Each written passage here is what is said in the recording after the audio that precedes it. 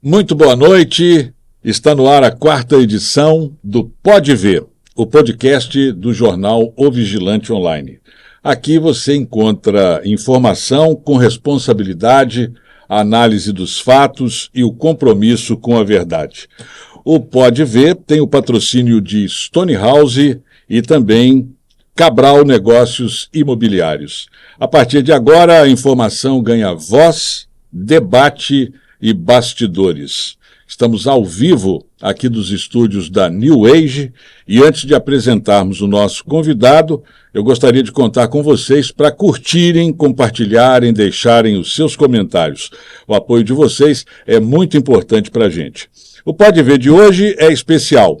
Renovação, nós vamos conversar sobre espiritualidade, sobre a ótica do espiritismo, uma doutrina que fala de amor, caridade e também evolução moral. Para isso, recebemos William Gonçalves, que desenvolve um trabalho voltado à divulgação espírita, levando mensagens de esclarecimento e consolo para muitas pessoas. Boa tarde, aliás, boa noite para o William. É uma alegria para nós termos você aqui no nosso Pode Ver pela primeira vez, num período tão marcante quanto o período natalino. Seja bem-vindo. Boa noite. Boa noite, eu que agradeço pela oportunidade do Pode Ver, do Vigilante, para nós podermos falar sobre a doutrina consoladora que é o Espiritismo, né? A gente tem poucas oportunidades de levar isso ao grande público e eu agradeço imensamente aí pelo convite, pelo espaço também cedido. A alegria é toda nossa, tenha certeza. E vai participar também conosco aqui no estúdio o nosso editor do jornal Vigilante Online, o Júlio Cabral. Julinho, seja bem-vindo, boa noite. Obrigado, Júlio. Boa noite a todos, boa noite, William. Boa noite. Excelente programa para todos. Bom, nós gostaríamos de falar sobre a mensagem espiritual do Natal pelo Espiritismo. Como o Espiritismo interpreta o nascimento de Cristo como simbolismo de luz, renovação e amor ao próximo, alinhado com mensagens como os ensinamentos de Jesus, esses ensinamentos que estão tão presentes na vida do mundo de uma maneira geral? Sim. O Espiritismo, ele tem a base, né, de estudo dele é através de Allan Kardec, né? Então eu acho que o primeiro ponto da gente desmistificar aqui é que muitas pessoas não compreendem o Espiritismo como cristão. Então a gente tem que trazer esse esclarecimento logo de imediato para todas as pessoas que estão nos escutando, porque o Espiritismo, ele tem uma base cristã muito sólida, né? Isso graças ao nosso codificador Allan Kardec. Então, Allan Kardec, ele chega para pesquisar a doutrina em si, que hoje fala-se, né, doutrina dos espíritos, com um olhar muito neutro, né? Ele começa a compreender ali naquela cena de Paris, sobre aquelas mesas que estavam ali sendo questionadas, é espírito ou não é? Então, as mesas falantes. As mesas falantes, né? E por que falar disso antes de falar do sentido do Natal? Porque é muito importante a gente entender o olhar pesquisador de Kardec sobre o Espiritismo. Então, nem existiam esses nomes, né? Espiritismo, espiritualidade. Kardec foi o grande codificador que trouxe também essas palavras. E ali Kardec começa, então, a fazer essa pesquisa muito aprofundada com um olhar de cientista, né? Ele era um professor, um pesquisador, e ele começou, então, a aprofundar essa pesquisa. A gente até indica hoje, já tem muitas biografias de Kardec, a gente tem até o filme de Kardec que vai contar profundamente essas pesquisas. Através dessas pesquisas, Kardec então identifica que não eram as mesas que falavam, e sim os espíritos. Os espíritos de pessoas que já estavam no outro plano, que viveram aqui na Terra, como nós, e que estavam em outro plano e que queriam se comunicar. Naquele momento, então, ele observou os diversos graus dos espíritos. Tinha espíritos bons, espíritos maus, espíritos mais ou menos. Então ele começou a identificar, através dessa pesquisa, que a espiritualidade existia e que queria comunicar. Então, nesse olhar... Ele teve muita convicção, né? Porque ele já passou também a graduar o posicionamento moral daqueles espíritos que se manifestavam. Sim, até mesmo porque Kardec ele não foi com essa visão moral, mas ele começou a identificar através das falas, como um pesquisador neutro, ele não estava ali como uma visão assim, esse está certo ou esse está errado. Ele começou a fazer a sua pesquisa. Fenômeno. E ele identificou que dentre aqueles espíritos haviam inteligências de diversos fatores de diferenciação, diversas inteligências de diferentes graus. Então ele começou a separar, a organizar isso, e daí começou a identificar que poderia ser feito perguntas, então, para os espíritos. Então, vamos fazer algumas perguntas. É aí que começa a ser organizado o primeiro livro, que é o Livro dos Espíritos, né, que ficou Kardec, popularmente conhecido. Ele ficou identificado como codificador, porque ele que fez todo Sim. o catálogo de perguntas em algumas obras que a gente vai mencionar daqui a pouco, mas eu acho interessante, antes de você prosseguir, me perdoe por fazer esse parênteses, para a gente posicionar o público que está acompanhando. O Allan Kardec, o nome é um pseudônimo, Allan Kardec, o nome Hippolyte Léon Denisard Rivail. Ele foi um educador, autor e tradutor francês. Nasceu em Lyon, é a terceira maior cidade da França, no dia 3 de outubro de 1804 e faleceu em Paris no dia 31 de março de 1869, portanto, aos 64 anos de idade. Sob o pseudônimo de Allan Kardec, ele notabilizou-se como codificador do espiritismo, um neologismo por ele criado. Não existia essa expressão. Não existia. E ele foi discípulo de Pestalozzi. Exatamente. O senhor, como vou chamá-lo de senhor, você, vou alternando. Pestalozzi foi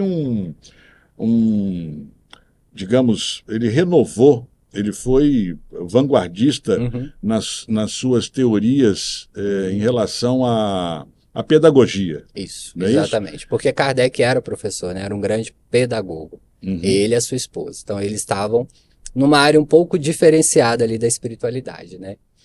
A gente tem pesquisas que Kardec nem era tão afeito assim à religião propriamente dita, né? A gente não sabe ao certo se ele era ateu ou não, mas ele não era muito vinculado com questões religiosas. Então, a gente começa a identificar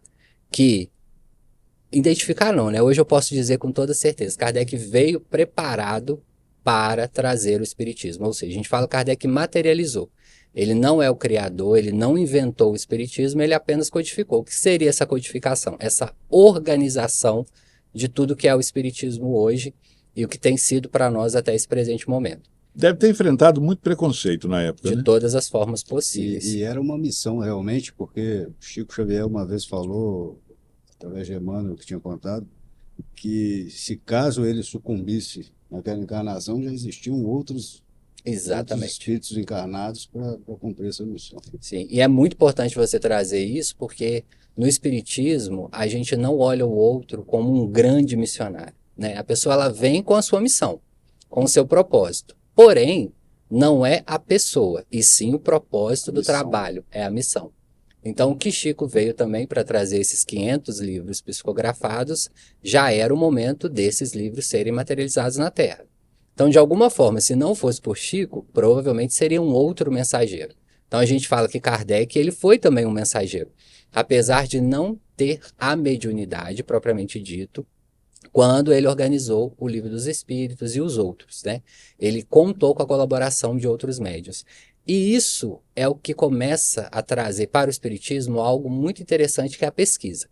Por quê? Através de médiuns, ele começou a comparar as perguntas e as respostas.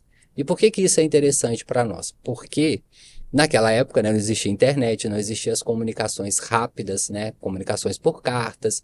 Através da mesma pergunta enviada para médiuns diferentes, obtia-se, então, a mesma resposta. Em locais, talvez até em países diferentes, a resposta coincidia. Coincidia. A partir dessas coincidências, que a gente sabe que não é, ele começou a identificar e montar, então, o Livro dos Espíritos. Então, ele vai montando, pergunta. E o Livro dos Espíritos, né, quem está aí nos escutando, quem nunca leu, independente da sua religião, eu indico leia o Livro dos Espíritos.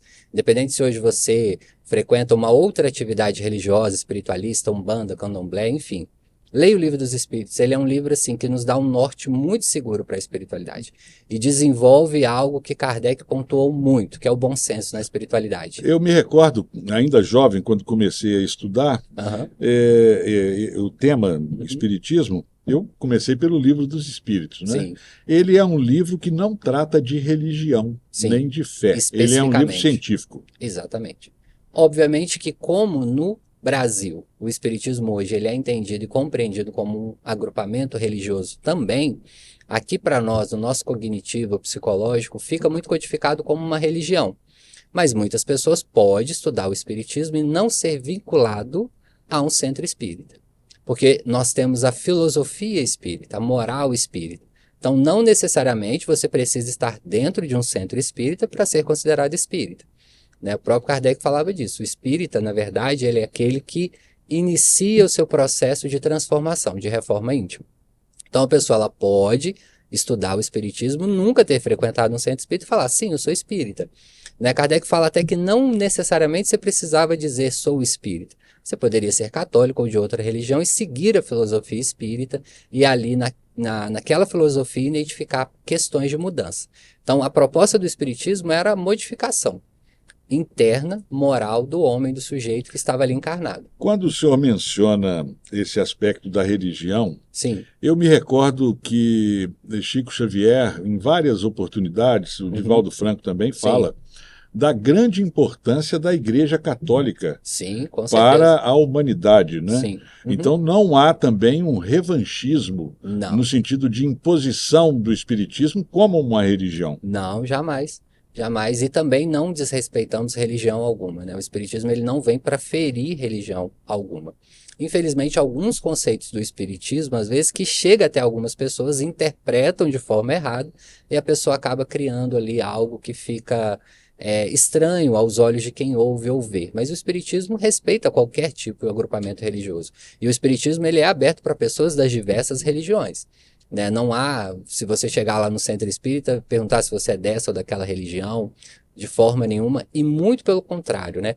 O espiritismo ele não tem essa fixação de convencer ninguém a nada.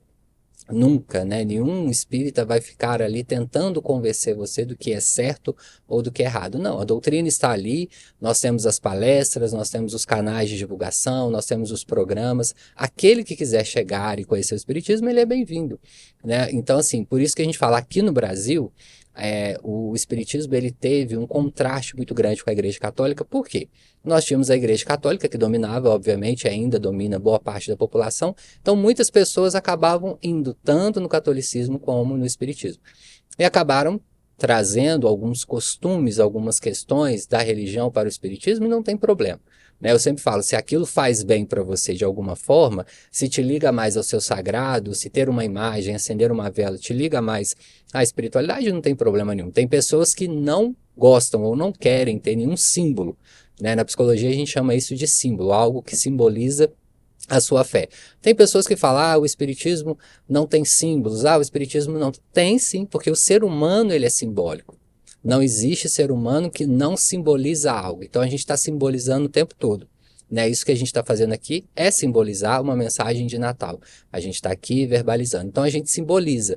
Por isso que a gente tem essa raiz religiosa aqui no Brasil. Então seria quase impossível. Eu arrisco a dizer que seria quase impossível o espiritismo ser totalmente desvinculado religiosamente aqui no Brasil pela nossa questão cultural, a herança cultural que nós temos das diversas religiões de matriz africana, do catolicismo, enfim, não tem como desvincular. É porque o rótulo é que complica. Porque exatamente. Se você às vezes se sente bem em determinados momentos. Sim. Eu, por exemplo, como a maioria das pessoas, fui batizado na Igreja Católica. Sim. Depois, por iniciativa própria, comecei a pesquisar e também convivendo com pastores de igrejas evangélicas. Eu não vejo nenhum problema em comparecer a uma cerimônia, sim, a uma missa, assistir uma palestra numa igreja evangélica, assim como no centro espírita. Eu acho que o brasileiro tem um pouco dessa democracia. Né? E dá para acomodar, salvo alguns radicalismos que a gente vê não só na religião, mas nós estamos vendo radicalismo na diversos política, no setores, futebol, né? E o Exatamente. espiritismo, ele não isola nenhuma religião. Não, de forma nenhuma. Tem uma história, o Chico fala que ele saía 6h pouca da manhã num domingo para fazer algum trabalho assistencialista, e ele passava em frente à igreja católica e via os fiéis recebendo a hóstia, e ele conseguia visualizar a luz que aquela hóstia emitia para cada pessoa. Exatamente. Eu me Porque sinto... a espiritualidade Isso já é um sinal de que, poxa, Sim, sim. Nós acreditamos, né? A espiritualidade, ela trabalha em todas as religiões, né? Aliás, se não fosse assim, Deus não seria Deus, né? E eu me Independente, sinto né? muito bem em Uhum. responder quando me perguntam, Uhum. ainda mais depois de um programa como esse, e eu já fiz várias entrevistas, qual a Sim. sua religião? Eu sou cristão, Sim. Uhum. né? Então, Sim. nós vamos falar dele agora. Sim. Jesus está no centro, Sim. e ele vai nascer dia 25, Aham. né? Como os ensinamentos de Jesus estão presentes nos livros codificados por Allan Kardec, como o Evangelho segundo o Espiritismo também. Sim. Sim. Antes da gente responder essa, eu só vou complementar o que ele falou ali, coisa rápida, que certa vez o Chico, ele falando da história do Chico, me lembrou um caso. Uma senhora chegou para o Chico e falou: Chico, meu marido, ele é quase perfeito. Ele é um homem bom, educado, caridoso, mas infelizmente não é espírita. Ele ainda é católico. Aí o Chico vira para ela e fala: minha irmã, então ele é perfeito, deixa ele lá. Se ele está sendo assim no catolicismo, não altere nada, né? Porque ele está fazendo o que Jesus nos ensinou. Para responder a segunda pergunta, eu vou terminar a primeira para chegar na segunda, porque através do Livro dos Espíritos, Kardec se surpreende, principalmente na parte da criação, que tudo havia sido designado por algo superior a nós. Então Kardec vai entender o que é Deus, o que é a matéria, o porquê de nós estarmos neste planeta, as vivências diversas que nós tínhamos. E somente lá na questão 625 ele pergunta: mas quem que é o nosso modelo e guia? Por que nós estamos aqui? Existe alguém que nos direciona? Curiosamente, os espíritos respondem de uma forma simples e rápida: observe Jesus. Apenas isso. Nesse momento, modifica-se toda a obra espírita. Porque nós tínhamos então em Jesus, como todas as outras religiões cristãs, como modelo e guia. Então Kardec fica ali, né, pensando: nossa, que potência espiritual então Jesus tem. Então o Livro dos Espíritos vem primeiro, depois vem o Livro dos Médiuns e depois vem o Evangelho segundo o Espiritismo, coroando. E eu costumo dizer que é o meu livro preferido, né? Então a gente tem ali no Evangelho segundo o Espiritismo, muitas pessoas acreditam, e também desmistificando isso, que o Kardec, que montou ali essa estrutura do livro, modificou as palavras de Jesus. Não há modificação nenhuma, tá, pessoal? Se vocês pegarem ali o Evangelho segundo o Espiritismo e ler as passagens, são as mesmas que tem em outras religiões. Nós apenas interpretamos e trazemos através dessa lente espírita, de uma vivência espiritual espírita. Então, neste momento a gente responde: o Espiritismo, para nós espírita, é o nosso modelo e guia, aquele que nos direciona, é o nosso maior exemplo. Então, o que o Natal representa para nós? Não uma ordem cronológica, né? Para nós não importa se Jesus nasceu ou não realmente dia 25, se Jesus esteve aqui em tal ano ou tal, mas sim a mensagem dele. E curiosamente, a gente vai observar que passa ano, entra ano, a mensagem de Jesus não modifica. Né? Perguntavam para o Chico, chegavam muito para ele e falavam assim: Chico, qual a próxima novidade do movimento espírita? E ele ficava assim: meu Deus, né? Como assim novidade? Porque o Chico psicografava, eram muitos livros, né? E aí ele falou assim: bom, Emmanuel está aqui do lado e está me respondendo que a novidade do Espiritismo sempre foi e sempre será o Evangelho do nosso Senhor Jesus Cristo. Que ele, o mentor do Chico, estudava atentamente o Evangelho nas altas esferas superiores. Então vamos observar: espíritos de alta envergadura ainda estudam sobre o Evangelho. Né? Então assim, a gente vai observando. Eu falo que o Evangelho, ele é quase algo místico, né? Cada vez que você abre ele, você interpreta de alguma maneira. Mas na verdade as palavras são as mesmas, quem modifica somos nós. Na essência, na nossa visão psíquica de mundo, na nossa cultura, tudo isso vai sendo transformado. E Jesus, ele foi muito claro. Ele falou: poderia passar o que fosse, poderia mudar governo, e olha que tentaram modificar as palavras do mestre, poderiam tirar partes do Evangelho, mas o essencial ficaria. E de fato ficou, né? Uma das grandes partes que a gente, né, observa e estuda muito no Espiritismo, o Sermão da Montanha, né, o Sermão do Monte, para algumas interpretações. Então tem palavras de Jesus que por mais que tentemos, não vamos conseguir de forma nenhuma modificar, ainda permanece. Então Jesus, ele é esse direcionamento. Para o Espiritismo, a gente não traz assim, será que Jesus foi isso, foi aquilo, teve isso, aquilo? Não. A essência da mensagem dele, o que ela pode nos ajudar enquanto indivíduos aqui encarnados para a nossa evolução espiritual. O papel de Kardec teve um aspecto também muito importante ao decifrar, não sei se decifrar seria a palavra correta, mas ao nos explicar que ao longo dos séculos nós tivemos um grande problema em relação ao Evangelho, que foram as traduções. Exato. O idioma muito complicado, em que palavras, a mesma palavra tinha vários significados. Sim. Eu me recordo da passagem do camelo no buraco da agulha, né? Sim. Que as pessoas podem imaginar, o rico nunca vai passar pelo buraco de uma agulha. Mas a palavra camelo também tinha um significado de... como é que é? Camelo não passa pelo buraco da agulha. É o rico. Queria dar a entender o seguinte: a pessoa pode ter as posses, mas ela precisa se libertar daquele interesse material Sim. para poder passar pelo buraco da agulha, né? Sim, o filtro. apego, né? O apego, é literalmente o apego. Um outro mito também que tem no Espiritismo, né? As pessoas falam, não, mas o Espiritismo prega a pobreza, você abrir mão dos bens. Não é nada disso, né? É você não se apegar demasiadamente, até mesmo porque todos nós sabemos, e a única certeza que temos é que vamos desencarnar, mais cedo ou mais tarde. Todos que estamos aqui nessa sala e o pessoal que está nos escutando. Em algum momento você vai deixar sua casa, carro, filho, sua roupa, tudo. Imagina, olha aí, observe tudo que você tem agora, até a roupa que você está vestindo. Se chegar o momento de você desencarnar, é tchau para tudo. Tudo vai ficar e outras pessoas cuidarão dos seus bens. Outras pessoas. Então, é basicamente isso. Se não tivermos o desapego, não passaremos mesmo para o reino de Deus. Ficaremos aonde? Apegado a esses bens. É praticamente isso, né? Nós estamos entrevistando o psicólogo leopoldinense William Gonçalves, palestrante espírita, falando sobre a relação do período natalino, da mensagem do Evangelho, do Natal, sob a visão espírita. Eu gostaria de propor a reflexão, William, sobre o fim de ano como um momento de autoavaliação e transformação interior, destacando nessas reflexões as práticas da caridade, do perdão e da reconciliação. Olha, a grande meta que a gente tem, esse ano a gente trabalhou muito um tema que eu acho muito interessante, que nós deveríamos falar em todas as religiões. Então eu deixo aqui, você se tiver algum líder religioso aí ouvindo, né, o nosso podcast, a espiritualidade, ela tem que urgentemente sair do templo e ir para a nossa vida cotidiana.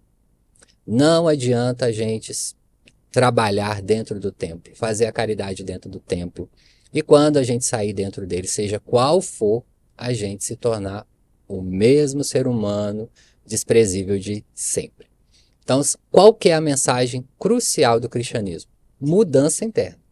Então, independente da religião, independente se você é espírita ou não, vamos trabalhar a espiritualidade no cotidiano. Eu acho que esse é o primeiro ponto de transformação. E o final do ano traz muito essa mensagem, né? Vamos renovar, vamos rever.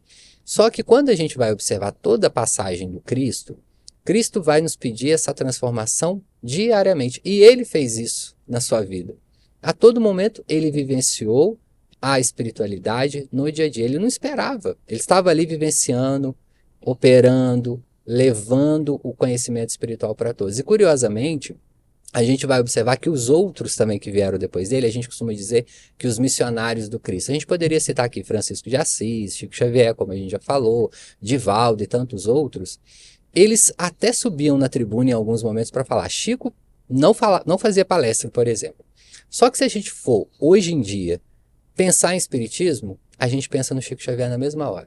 E Chico raramente deu uma palestra. Chico raramente ia à tribuna para defender Jesus. Por quê? Ele defendia Jesus no seu cotidiano. Então, é urgente a gente vivenciar a espiritualidade no cotidiano, independente da sua religião.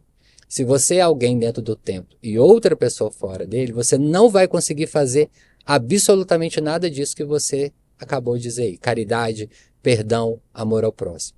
É na vivência do cotidiano. Por quê? Andamos muito distraídos. E distraídos mesmo de nós mesmos. Não nos conhecemos. Então não adianta. Final de ano eu vou mudar, eu vou fazer isso, aquilo. Se você não entrar no conhece-te a ti mesmo, não adianta.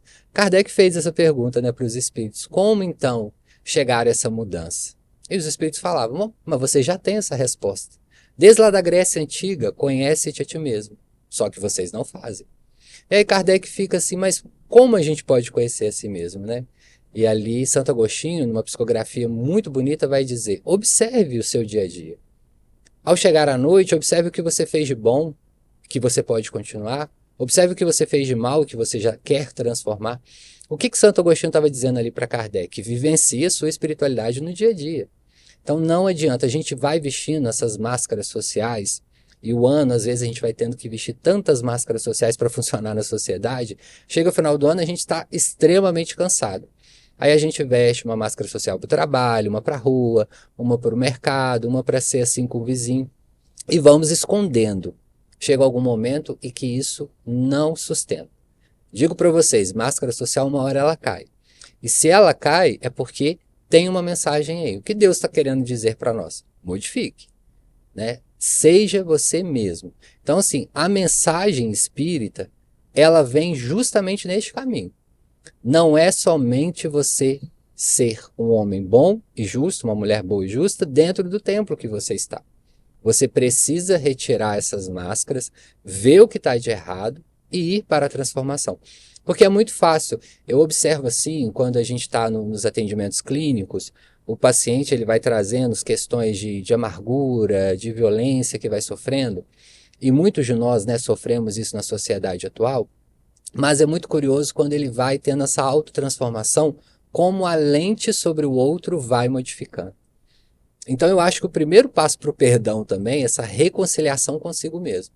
Eu sempre costumo dizer assim, né? Jesus fala, reconcilia-te com o teu inimigo enquanto estás a caminho com ele. Então esse primeiro inimigo é nós mesmos, né? Quantos de nós ainda temos essa questão interna de muito passado pesado dentro de nós? Não precisamos nem de ir a outras vidas, dessa mesmo, né? De construções sociais e culturais que a gente vai passando. Então nós precisamos reconciliar primeiro com quem nós somos. Se a gente não reconciliar conosco mesmo, a gente não vai conseguir dar esse primeiro passo. O segundo é o perdão. O primeiro, então, é a reconciliação. O perdão das ofensas, aqueles que nos ofenderam. E muitas das vezes, quando a gente faz essa reconciliação, é curioso demais, porque nessa reconciliação, a gente observa assim, nossa, eu não era 100% bonzinho assim. Muitas das vezes, a gente também ajudou. A gente também foi protagonista desse momento que a gente se sentiu totalmente humilhado. A gente vai tendo uma visão diferente. Então, eu acho que é um grande passo, e que lá no Evangelho segundo o Espiritismo, a gente vai observar Kardec colocando uma frase, perdoa 70 vezes 7, que é, né, uma frase do nosso Senhor Jesus Cristo. E ele vai observar assim, muitas das vezes o perdão, ele não vem com reaproximação.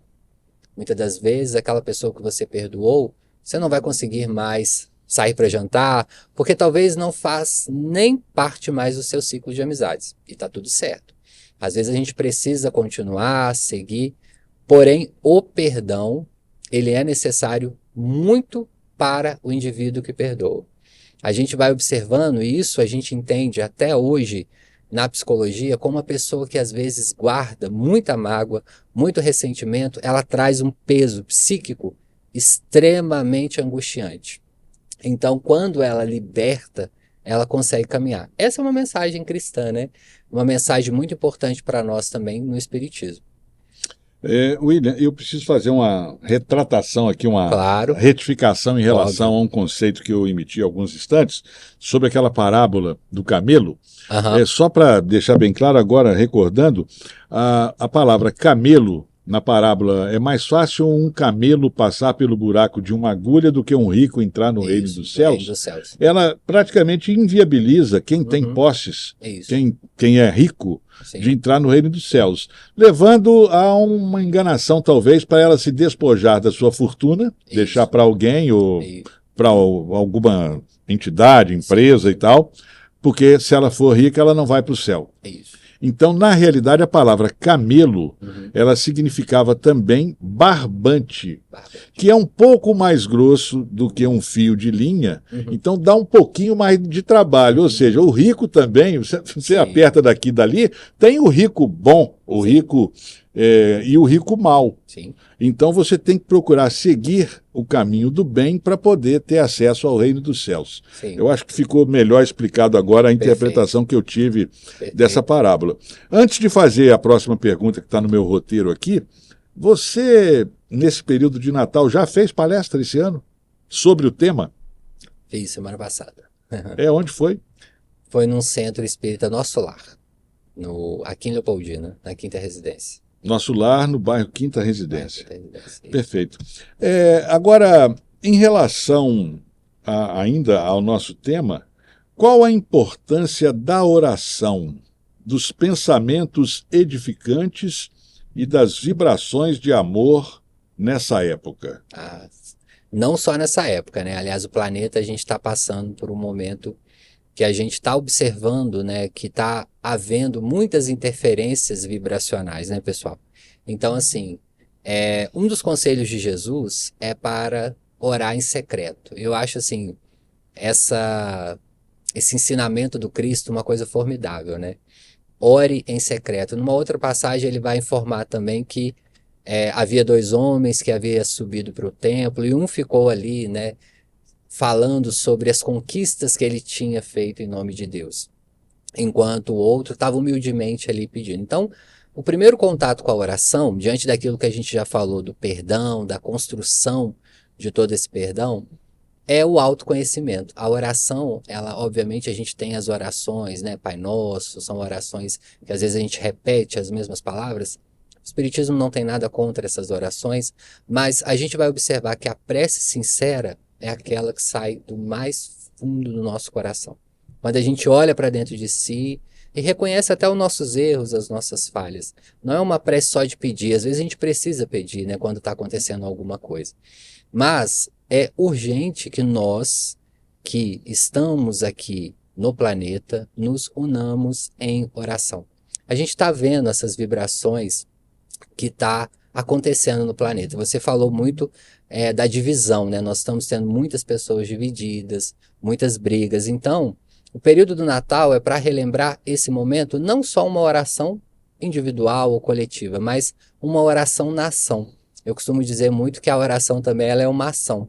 Às vezes, quando esse ensinamento um amigo espiritual uma vez nos deu e ficou marcado, ele falava assim, ore a todo momento. Então, a gente interpretou aquilo assim, como assim orar a todo momento? Tá lavando uma louça, faz uma oração, tá fazendo o alimento, faz uma oração. Ele fala, não, fique ali, faça aquilo com todo amor e carinho. E mais tarde eu fui conhecer um autor, Thich Nhat Hanh, que vai dizer sobre atenção plena. Estudando Thich Nhat Hanh, que ele é um budista e que montou esse livro ali na Guerra do Vietnã, então ele escreveu esse livro justamente para ajudar os soldados e as pessoas que estavam ali participando ali daquela guerra, que foi uma guerra muito triste, e ele trouxe a teoria da atenção plena. Quando você vai ler sobre a atenção plena, você vai observar que, na verdade, Jesus nos ensinou sobre a atenção plena. E o que nós, enquanto seres humanos, estamos perdendo hoje em dia? Atenção plena. Nós estamos fazendo várias coisas ao mesmo tempo. Estamos no celular, às vezes estamos com a TV ligada, às vezes estamos conversando. É terrível, às vezes, a gente ir em restaurantes hoje em dia, né? Eu chego no restaurante e eu fico, meu Deus, a pessoa não está parando, não está deixando o celular simplesmente para se alimentar, né? Então, nós estamos perdendo algo crucial na sociedade, que é criar memórias afetivas. Nós estamos perdendo as memórias afetivas. E isso é um grande perigo para a nossa sociedade. E o que acontece? Isso abaixa o nosso processo vibracional e nos faz adoecer. Então, assim, a não criação de memórias afetivas vai nos adoecer muito ainda no futuro. Então, quando você está em atenção plena, você já está no momento de oração. Se você está ali naquele momento que você está alimentando, pode fazer a sua prece também, agradecer a Deus o seu alimento, mas coma, apenas coma o alimento. Você tem que responder uma mensagem? Então responda antes e depois vá e coma o seu alimento. E a gente observa que isso tem nos adoecido fisicamente. A gente está ansioso com uma urgência de estar em 1 milhão de locais ao mesmo tempo. Não vamos conseguir, pessoal. Sinto muito em dizer. Agora, quando você fala em adoecer e a gente vê o mundo nessa velocidade toda, Isso. né? Uhum. O ser humano corre o risco, então, de a cada dia, devido a esse Sim. comportamento, ficar com menos empatia Sim. e tratar o outro, ou seja, essas guerras que estão surgindo Sim. com mais frieza. E indiferença. E- É onde nós iríamos Tá chegar. acontecendo mesmo. É o que está acontecendo. Por exemplo, lá na Palestina, na faixa de Gaza, Sim. lá na Ucrânia, para nós a gente acorda e dorme, é mais Sim. uma notícia. Sim. Imagina na época de Jesus, né? A pessoa chegava lá para conversar com ele. Não, espera só um pouquinho, deixa eu só responder aqui uma mensagem. O que Jesus fazia, né? Ele olhava nos olhos, como a gente está fazendo aqui agora, né? Olhava nos olhos, respondia, respirava, pensava. Então ele estava se conectando ali. Jesus estava em oração o tempo todo. Então a oração não é apenas, ainda que possa ser, William, eu preciso dobrar o meu joelho, eu preciso acender a minha vela, eu preciso de olhar para um santo, para uma Maria, para Jesus, para me conectar. Ok, pode fazer isso. O que a gente está falando aqui é leve também um pouco dessa oração para o seu dia a dia. Né, tem vários momentos, eu ensino as pessoas até na caminhada, às vezes você está fazendo uma caminhada na rua, a sua atividade física, você pode estar ali em atenção plena, revendo o seu dia, Às vezes um agradecendo. bom dia para o Exato. próximo pode salvar uma vida, né? A gente já Pode. leu sobre isso, né? Sim, vibrações, e nós temos histórias sobre isso, né? Uma história do Chico muito interessante, que ele estava correndo para o trabalho e uma senhora falou, Chico, vem cá, me ajuda, Chico. Ele fala, não posso, minha senhora, eu estou com muita pressa. Aí ela fala, mas não, Chico, é urgente, eu preciso. E ele vai Ia perder e o segue, ônibus, né? E aí o Emmanuel fala, Chico, volta, ajude a nossa irmã. E aí Chico volta e vai lá, e era uma receita que ela tinha recebido do Bezerra e não estava entendendo. Chico vai lá e ajuda. Ela fala, ô Chico, Deus te abençoe, vá com Deus. Quando ela fala isso, o Emmanuel fala, Chico, olhe para trás. E ali está saindo raios, uma vibração, né, que nós não conseguimos ver, observar a olho nu, chegando muito próximo ao coração do Chico. E Emmanuel brinca com ele e fala, imagina, Chico, se ela fala com você, vá com outra coisa. Isso acontece o tempo todo, né? No trânsito, quem dirige já observa, né? Eu costumo dizer muito que a gente é muito emotivo, né? No sentido de emoção, e a gente tem que ser mais sentimental. Então, assim, tudo que nos acontece, às vezes nos tira do eixo, vai nos levar para a emoção. Então, o carro te fechou, vai te levar para o emocional. Você vai ficar com raiva, às vezes vai fechar a cara ali naquele momento. Então, você tem que esperar um pouquinho e raciocinar. A gente está perdendo também esse momento. É tudo 8 ou 80, a gente quer resolver muito rápido. Então, quando a gente fala de oração, o momento do Natal é para a gente relembrar essa mensagem do Cristo, que às vezes não é falada. Se a gente for observar, hoje a gente tem uma série, né, algumas séries maravilhosas que falam sobre o Cristo, a gente está com mais tecnologia, né, podendo observar com mais pesquisa algumas séries de TV, e a gente vai observando essa essência verdadeira. Eu fiquei muito feliz, porque consegue colocar um Cristo que brincava, que às vezes conversava com crianças, que parava simplesmente para montar uma fogueira, coisa simples, né, que a gente tem perdido às vezes na sociedade. Essa é, sem dúvida, a principal mensagem do Natal. Você falou muito de rico, de materialista.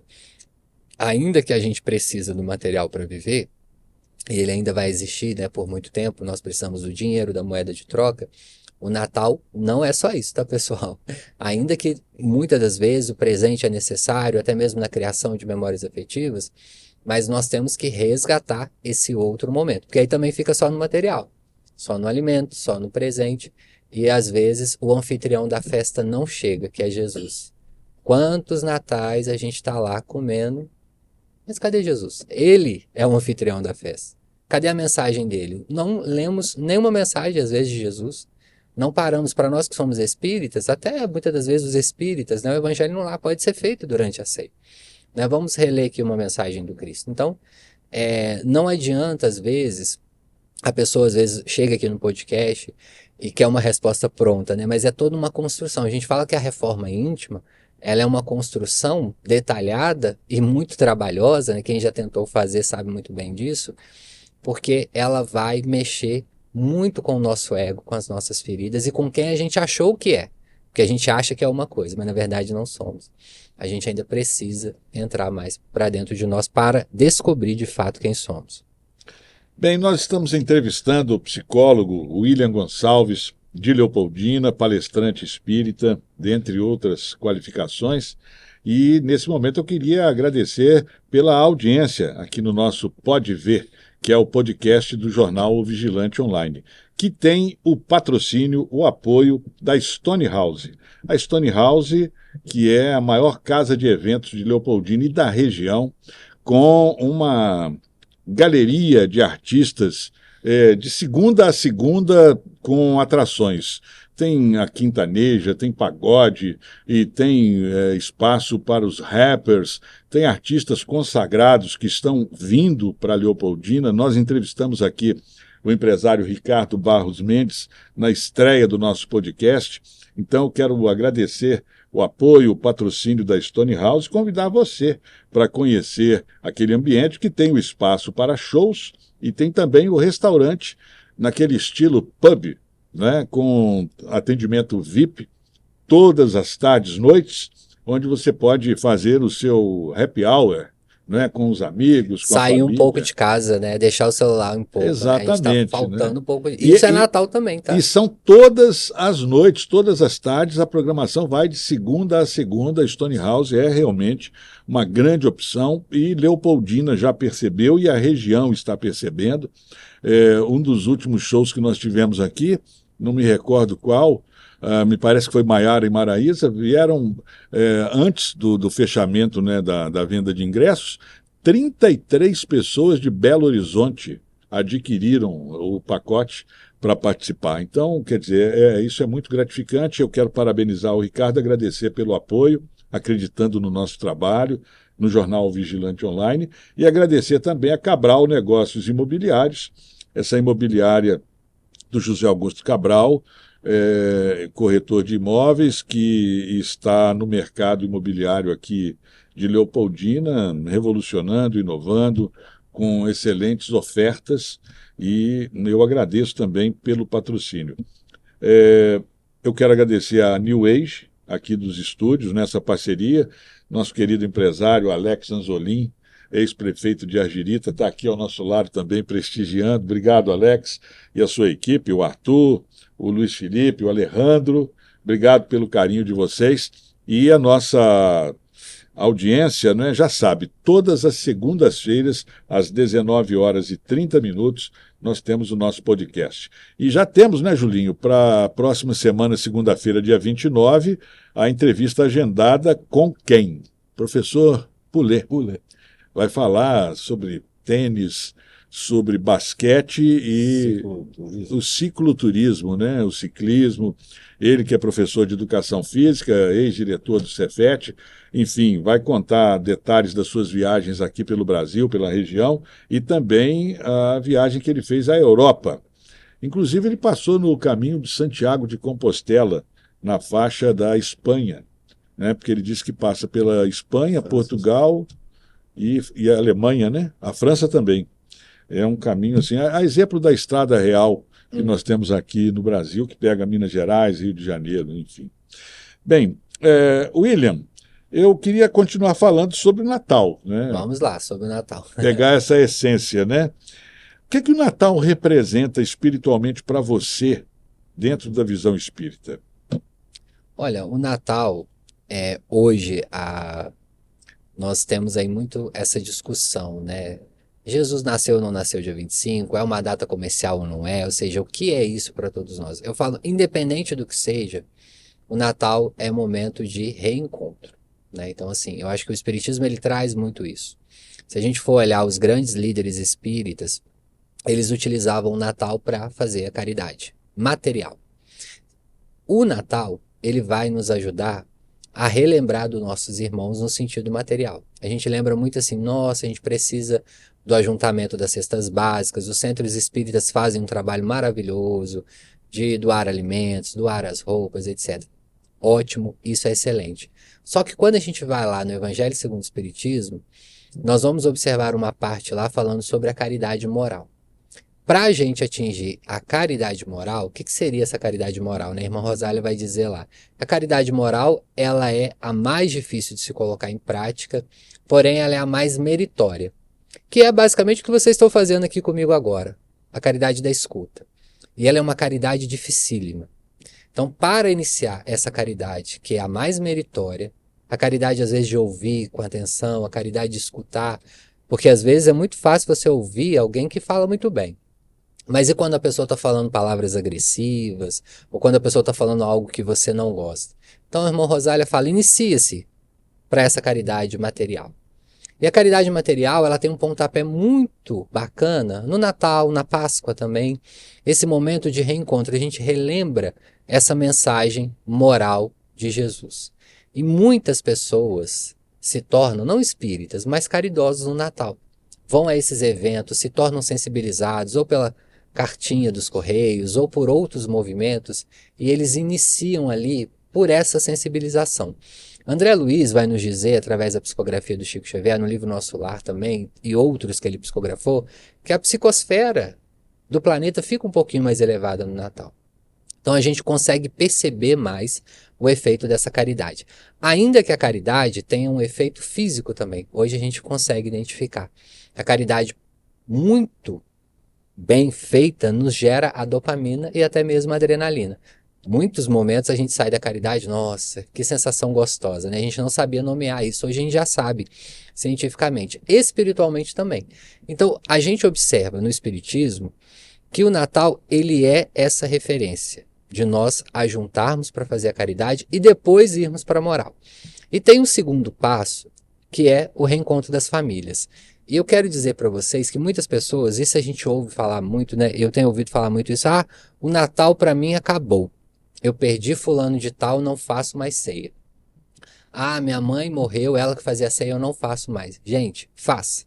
Porque é aquilo que eu falei da criação das memórias afetivas. Se o Natal fez sentido para você no passado, muito provavelmente alguém fez ele para você e fez ele fazer sentido na memória afetiva. Seja na comida simples ou não, seja na ceia farta ou não, vá e faça. Esse é o momento de novas criações de memórias afetivas. E por que o William está falando tanto de memórias afetivas? Porque ela é o que nos salva no momento do luto. Quando morrer alguém da sua família, o que vai te salvar na lembrança são as memórias afetivas.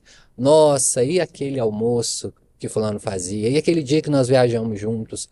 Então é um momento de reencontrar famílias e a gente sabe que muitas pessoas moram fora, né, aqui de Leopoldina, e que se reencontram nesse momento. Então o Natal é esse reencontro de ceiar. O que Jesus fez com os discípulos, né? Naquele momento, quando ele percebeu que estava chegando o momento dele partir, ele, vamos ceiar. Vamos sentar aqui, vamos conversar. É esse momento. Não é o momento, naquele exato momento do Natal, de ficar de julgamentos, de ficar apontando os defeitos. Apenas sinta, esteja ali criando essas memórias, né? E deixa os outros também ser da forma que eles são, né? Tem muita gente que no Natal fica, não, mas as crianças estão gritando, vão lá tentar adestrar tudo, que é uma ceia muito perfeita. Não é isso. A memória afetiva, ela é criada de forma muito sutil, muito leve. Às vezes a gente percebe, nossa, está criando uma memória afetiva aqui.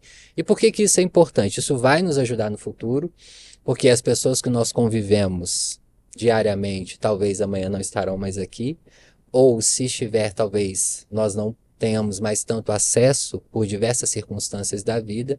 E é claro, no Espiritismo a gente fala da reencarnação, mas até na reencarnação, às vezes nós vamos trocar de papéis e não vai ser o mesmo papel sempre. Então esse papel que você está vivendo aí hoje, ele é único, então viva ele. Então o Natal, ele tem essa junção de lembrar a mensagem do Cristo, de trazer a caridade material para nós, e que nessa caridade a gente começa a entender que faça tanto sentido para nós que a gente pensa assim, bom, quem sabe eu posso levar um pouco disso para o outro, não só materialmente, mas através da essência de Jesus. Jesus vive em cada um de nós na sua essência. A espiritualidade fala para nós, todos que estão aqui encarnados neste planeta sabem a mensagem do Cristo. Pode ainda não ter codificado conscientemente, mas inconsciente todo mundo já sabe. Todo mundo já sabe amar o próximo como a ti mesmo e não fazer ao outro aquilo que você não quer que você fosse feito. Então, todo mundo já tem isso codificado. Então, o Natal é relembrar, é trazer essa essência da caridade material. Ah, eu não posso, eu não tenho dinheiro, eu não consigo ajudar materialmente. Sim, mas nós temos vários serviços que você pode ser voluntário. Né? Tem pessoas que só conseguem doar o dinheiro, não conseguem ir lá ajudar materialmente. Tem outros que conseguem fazer as duas coisas. Tem uns que só conseguem ajudar. Mas vá, faça uma experiência com uma caridade material e que depois vai vir essa que nós estamos fazendo aqui agora. Né? O trabalho voluntário da divulgação espírita, que é totalmente voluntário, é também uma caridade moral. Então, esse trabalho é em conjunto. Então, o que é o Natal? Não importa para nós se é uma data comercial ou não. Importa que já faz sentido. E lembra daquilo que eu falei no início da nossa conversa, do símbolo? O Natal já tem um símbolo no Brasil. Ainda que do nosso jeito, né, sem neve, a comida que a gente gosta, nem sempre as comidas que os outros países comem, mas já tem um símbolo para nós. Então, esse símbolo já faz sentido nas nossas vidas e vai fazer no futuro. Então é um momento de reencontro. E aí, é claro, obviamente, casa-se, né, com o final do ano, né, com a virada do ano. A gente tem aí, por isso, muitas pessoas costumam dizer, é uma data apenas comercial, eu não vou fazer nada, eu não vou juntar com as pessoas. Junte-se, né? A gente está precisando, você falou aí, né, da casa de show Stone, você falou do rapaz que vai vir aqui falando sobre esportes. Eu falo que a gente está no momento da humanidade que a gente tem que, quase que como um ato político, sair um pouco de frente das telas e viver a vida de fato como ela é. Então, novos jantares em família, sair para ver o mundo, esporte, tudo isso vai nos fazer ser humano mais saudável. Muito bem. William, antes de fazer a próxima pergunta, eu quero lembrar os nossos ouvintes, telespectadores, né, da internet, que o Jornal Vigilante Online aguarda o seu acesso, o seu comentário. Hoje nós não vamos fazer o Giro Vigilante, um programa especial de Natal, mas eu convido vocês a acessarem o Jornal Vigilante Online. Há 32 anos foi fundado, ainda na sua versão impressa, e há mais de 10 anos online, e nós temos a cobertura local, regional, com temas relevantes, e eu convido vocês a curtirem, a compartilharem, a comentarem, e nós precisamos do seu apoio, né, nesse sentido. Por isso, esse convite. E eu gostaria agora, William, já que você falou da dopamina, que foi identificada como o elemento, né, que dá aquela sensação de satisfação depois de uma caridade, por exemplo, né? Você sente que há uma mudança vibracional ou energética nas pessoas durante o Natal? É diferente? Sim, sim, com certeza. Até mesmo porque a lembrança de Cristo, ela já faz essa conexão com o eu superior, né? A gente tem algumas mentalizações e vibrações, né, no Espiritismo que a gente fala muito assim, pensa em Jesus, né? Pode trazer a imagem de Jesus da forma que você conhece. A gente tem aí uma discrepância, às vezes, nas fotos de Jesus. Não importa a imagem, importa aquilo que você codificou. Então, a gente está falando aqui do símbolo. Então, não importa se Jesus é nessa aparência para você ou naquela, importa a essência. E, é claro, uma multidão pensando, ainda, né, que nem todos estejam, mas uma multidão pensando neste momento em Jesus, isso eleva o nosso padrão vibratório. E a gente percebe. Agora, há também, obviamente, um contraste. É o que eu estou falando aqui. O Natal, às vezes, ele pode ser triste para algumas pessoas. Que foi isso que eu falei. Ah, perdi meu pai, perdi minha mãe, perdi minha família, eu não quero mais comemorar o Natal. Então, o que a gente está falando aqui é vá um pouco na contramão disso. Reestruture, porque isso também faz parte da reconstrução do seu luto enquanto pessoa. Se você não der o primeiro passo e reconstruir isso, você nunca vai sair desse estado de luto. O luto também, ela é uma ação psicológica de movimento. Então, assim, a gente precisa restaurar. Isso, o padrão eleva? Eleva. A gente vai conseguir? Vai. Mas se a gente não manter, ele cai de novo. A gente tem as frequências, né, vibracionais e eles podem cair ou levantar de acordo com a população. Quando a gente fala que a maioria da população, que a gente falou aqui agora mesmo, de orar, de vibrar, de estar em sintonia com o bem, é justamente isso. Quanto mais pessoas pensando no bem, maior a elevação do planeta. O Julinho tem uma pergunta também para fazer agora. Posso Pode. continuar aqui então, Julinho? Eu me recordo de uma expressão que me chamou muita atenção, e aí entra a polêmica, né? Porque o Espiritismo talvez seja o aspecto mais polêmico, a vida após a morte, né? Falando de reencarnação Sim, e sim. continuidade. Uhum, O porvir ou nada, a beatitude contemplativa, e uhum, como é que a gente avalia isso também uhum. no mundo hoje tão dividido, tão polemizado? Isso é um problema para a doutrina? Não, de forma nenhuma. Você fala no sentido de pessoas que não acreditam, Sim, não tem, que não. colocam isso como um fator negativo Uhum. para a doutrina com base nos dogmas. Isso, exatamente. Não, para a doutrina, não. Isso de forma nenhuma. Para a pessoa se identificar com o espiritismo, vai ter alguns princípios básicos ali. O primeiro é entender a reencarnação. Compreender e acreditar, né? Digamos assim, acreditar, eu não gosto muito dessa palavra, porque basicamente quando você entende a reencarnação, você sabe que ela existe, né? Não tem como eu falar eu acredito na reencarnação, eu sei que ela existe, né? Eu costumo dizer muito para as pessoas assim, eu não nasci espírita, mas nasci reencarnacionista. Eu já sabia que tinha reencarnação desde pequeno. Desde pequeno eu já falava sobre reencarnação. Não falava sobre espiritismo, mas eu tinha certeza. Porque E você não conhecia o Espiritismo. não conhecia, mas eu sabia da reencarnação. Eu sabia que a gente reencarnava. Não me pergunte como, eu já vinha Era assim, latente. latente. Eu já sabia, já tinha essa consciência da reencarnação. Então as pessoas perguntam, como você se tornou reencarnacionista? Não, eu já vim reencarnacionista, então eu não sei como é esse caminho. O Espiritismo apenas me abraçou nesse sentido de entender tudo que vem na vida, além da vida e nos processos reencarnatórios. Mas para o Espiritismo isso não é um problema, porque a base do Espiritismo, ela é a moral. É o que eu falei no início. Se ainda você continuar na sua religião e não entendendo nada sobre o espiritismo ou não querendo ser espírita, se você iniciar um processo de reforma íntima, você vai ter uma melhoria e vai atingir a sua evolução espiritual. O que nós não concordamos com outras religiões, obviamente, é que, poxa, eu fiz algo e eu não modifiquei o meu ser enquanto indivíduo aqui dentro, eu continuo sendo uma pessoa negativista ou maldosa, etc., e eu peço apenas perdão a Deus e vida que segue. Não.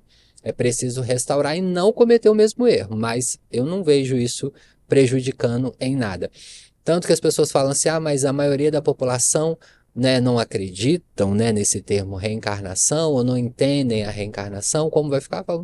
Não tem problema, porque a meta não é essa, a meta é a nossa evolução moral. O que você acredita é independente. William, a gente vai partir para o final do programa Sim, agora, né? Já vai haver o encerramento da transmissão pelo Instagram, devido ao ao tempo, e tempo, a né? gente prossegue para finalizar com o Uhum, Facebook. Então, eu vou pedir um ping-pong para essas poucas perguntas ok. que faltam aqui. Eh, que atitudes simples podem representar uma verdadeira renovação espiritual para o novo ano? Atitude simples, se conhecer, com certeza. Conheça-te Conhece-te a a ti ti mesmo. mesmo, né? É. Perdão, reconciliação e caridade. Por onde começar?